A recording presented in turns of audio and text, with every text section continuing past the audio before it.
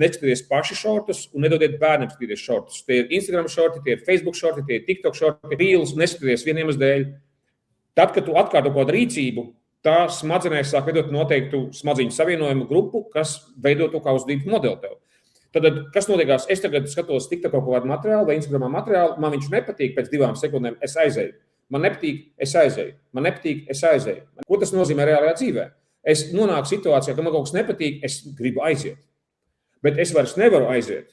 Tāpēc, ka es nevaru tagad aizsvēpot savu skolotāju projām. Es nevaru aizsvēpot kādu savu klases biedru projām.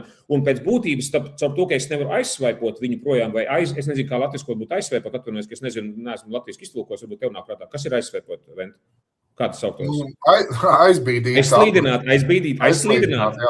Es, principā, radikāli samazinu savu stresa noturību, nepatīkas noturību, vispār noturību kā tādu. Un mums ir tagad, piemēram, 2 galējības. Viens ir tas, ka bērni ģīpst un vemj pirms eksāmeniem, tāpēc, ka vienkārši viņi to stresu nevar paturēt, tāpēc, ka viņi vispār neko nevar izturēt, kas viņiem nepatīk.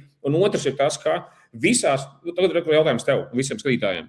Kā jums liekas, kurās vecuma grupās visvairāk lietot sociālos tīklus, piemēram, TikTok, Instagram un tā tālāk? Vai jūs zināt, kurās visvairāk lietot? Man tā sajūta ir kaut kur starp 8 un 14 kaut kur tur.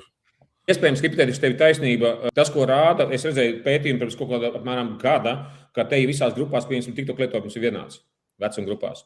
Ja gadījumā kāds zina precīzākus datus, ierakstiet komentāros, bet šis ir tas viens no traģiskākajiem elementiem, plus vēl tas, ka man bija viens skolotāji nesen mācībās, un es prasu skolotājiem, vai jūs teicat daļēji, ka jūs jau esat atkarīgi no īsiem visiem šiem šortiem, kas ir Instagramā un YouTube, ka jūs jau esat atkarīgi. Un, restīvi, neviens nepratojās. Jā, visi ir atkarīgi.